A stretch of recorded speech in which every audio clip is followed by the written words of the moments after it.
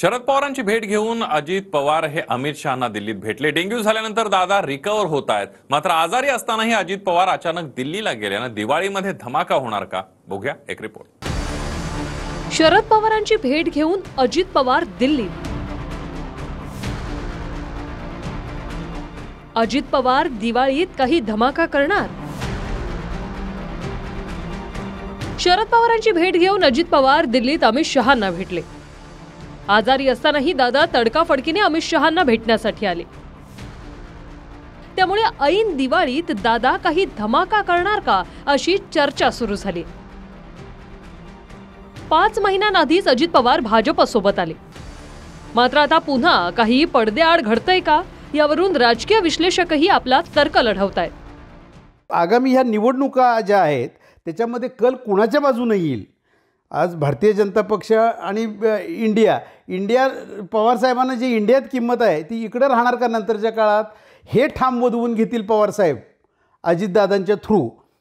कारण अजितदादांना आत्ता वरती किंमत दिली जाते, अमित शहा बोलावून घेतात। अमितदा फडणवीसांच्या पेक्षा जास्तसुद्धा आता कदाचित त्यांचं अंडरस्टँडिंग असू शकतं भाजपवाल्यांचं आतल्यात, परंतु हे आतल्या आत अंडरस्टँडिंग त्यांचं असं असू शकेल की काहीही करून पवारसाहेबांना ह्या लोकसभेच्या निवडणुकीच्या आधी आपलंसं करून घ्यायचं, ही काहीतरी खेळ असू शकते आणि कुटुंबात ही चर्चा झालेली असणार। मला काही समजत नाही कारण याच्यावर भाष्य करण्यासारखं काही आहे असं नाही। हां, कदाचित सकाळची पहाटेची शपथ बिपत होते का एवढं बघता येईल आपल्याला, तेवढं कळेल आपल्याला की पहाटेला शपथ घेणार आहेत की पहाटेला राजीनामा देणार आहेत, दोन्हीपैकी काहीतरी घडू शकतं। दिवाळी साजरी करूया, बाकी बघू आपण काय येईल तसं। दिवाळी सुरू आहे, दिवाळीत बॉम्ब फुटेल असं वाटतंय? नाही, हल्लीची लवंग्या फटके जास्त फुटतात। राजकीय विश्लेषक संजय भोकरेंचं म्हणणं आहे की शरद पवारांना सोबत घेण्याचा भाजपचा प्रयत्न असावा, तर अजित पवारांची कृती पाहिली तर दादा बोलतात एक आणि राजकीय कृती करतात वेगळीच।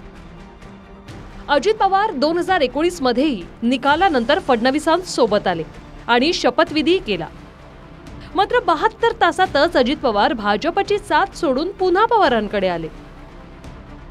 याच वर्षी 18 एप्रिलला काही आमदार अचानक दादांना भेटायला विधान भवनात आले होते। त्याचवेळी अजित पवारांनी आपण शरद पवारांसोबत राहणार असल्याचं म्हटलं आणि 2च महिन्यात अजित पवारांनी शरद पवारांसोबत बंड पुकारत सत्तेत आले।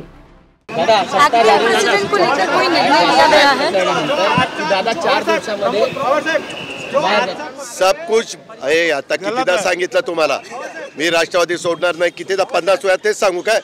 दुसरे कुणी काही चर्चा करत असले तर त्या चर्चेला किंमत देऊ नका। आता लोकसभेच्या निवडणुका अवघ्या 5 महिन्यांवर आहेत आणि राष्ट्रवादी कोणाची याचा फैसला 1 महिन्यातच येण्याची शक्यता आहे।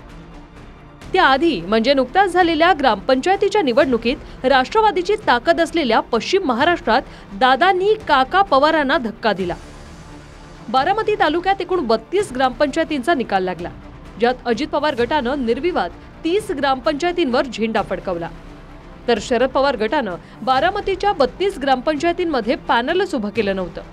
विशेष म्हणजे बारामतीत पहिल्यांदाच भाजपनं 2 ग्रामपंचायती जिंकल्या। पश्चिम महाराष्ट्रातील इतर जिल्ह्यांचा विचार केला तर कोल्हापूर जिल्ह्यात एकूण 91 ग्रामपंचायतींपैकी अजित पवार गटानं 23 ग्रामपंचायती जिंकल्या, तर शरद पवार गटाचं खातंही उघडलं नाही। पुणे जिल्ह्यात 238 ग्रामपंचायतींपैकी अजित पवार गट 109 तर शरद पवार गटानं 22 ग्रामपंचायती जिंकल्या। सोलापूर जिल्ह्यात एकूण 111 ग्रामपंचायतींपैकी अजित पवार गटानं 15 ग्रामपंचायती जिंकल्या, तर शरद पवार गटानं 2 ग्रामपंचायती जिंकल्या।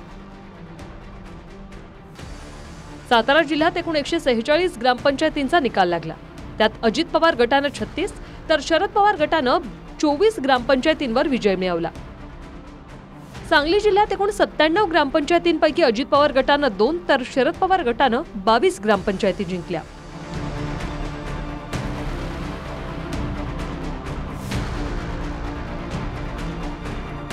यानंतर काका पवारांशी दादांचा सामना लोकसभेतच होणार आहे, मात्र बाणेरमध्ये पुन्हा प्रतापराव पवारांच्या घरी झालेल्या भेटीमुळे पुन्हा वेगळी चर्चा सुरू झाली आहे। इकडे महायुतीबद्दल बोलायचं झालं तर दादांना सोबत घेऊन भाजपनं महायुती भक्कम केली, मात्र अजितदादांचं मुख्यमंत्री पदाचं स्वप्नही काही लपून राहिलेलं नाही। भाजपसोबत आल्यावर पहिल्याच मेळाव्यात त्यांनी तशी इच्छा बोलूनही दाखवली। खूप काही तुम्ही प्रेम दिलं, खूप काही 4-4 वेळेला का 5-5 वेळेला उपमुख्यमंत्री झालो, माझं तर रेकॉर्ड झालंय, पण तिथंच गाडी थांबते, पुढं काही जाईना. मला मनापासून वाटतं की मी राज्याचा प्रमुख व्हावं. माझ्या मनामध्ये काही गोष्टी आहेत, त्या राबवायचं म्हटलं तर प्रमुख पद लागतं. दादांच्या मुख्यमंत्री पदावर TV 9च्या मुलाखतीत फडणवीसांना आम्ही प्रश्न विचारला आणि त्यावर फडणवीसांनी काय म्हटलं तेही ऐका. भाजपने अजितदादांना काही शब्द दिलेला आहे का की काही झालं तर ते मुख्यमंत्री होतील किंवा तुमचा गट आला तर तुम्ही अजितदादा मुख्यमंत्री म्हणून? आम्ही त्यांना उपमुख्यमंत्री करण्याचा शब्द दिला होता, तो आम्ही पूर्ण केलेला आहे. पण त्याच वेळी त्यांना हे सांगितलं होतं की मुख्यमंत्री एकनाथराव शिंदेच राहतील. फडणवीसांनी स्पष्ट केलं की अजित पवारांना मुख्यमंत्री पदाचा शब्द दिलेला नाही, उपमुख्यमंत्री पदाचा शब्द पूर्ण केला. आता दादांच्या दिल्लीच्या हालचाली कशासाठी? दिवाळीत काही धमाके होणार का? त्यासाठी वाट पाहावी लागेल. दिल्लीहून संदीप राजगोळकर सह ब्युरो रिपोर्ट, TV 9 मराठी.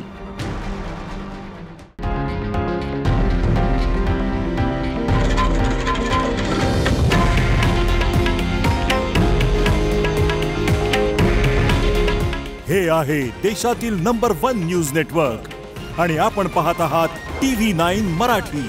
काळजी तुमची, हित महाराष्ट्राचं.